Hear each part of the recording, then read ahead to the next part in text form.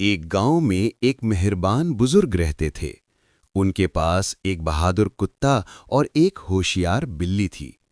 एक रोशन धूप भरी सुबह बुजुर्ग ने कहा, चलो आज जंगल की सैर को चलते हैं।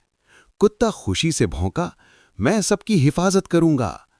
बिल्ली मुस्कुराकर बोली, और मैं सब कुछ गौर से देखूंगी। वो सब सब्ज दरख्तों के नीचे चल रहे थे। परिंदे चहचहा रहे थे और तितलियां उड़ रही थीं। अचानक झाड़ियों में से एक सांप निकल आया। बुजुर्ग डर गए। बिल्ली फौरन दरख्त पर चढ़ गई, मगर बहादुर कुत्ता आगे बढ़ा और जोर से भौंका, बऊ, यहां से फौरन चले जाओ। सांप डरकर जंगल में भाग गया। बुजुर्ग ने कुत्ते के सर पर हाथ रखा और मुस्कुराकर कहा, तुम वाकई बहुत बहादुर हो। बिल्ली ने खुश होकर कहा, तुम हमारे हीरो हो। फिर तीनों खुशी खुशी घर वापस आ गए। ये दिन उनकी सबसे खूबसूरत जंगल की सैर बन गया।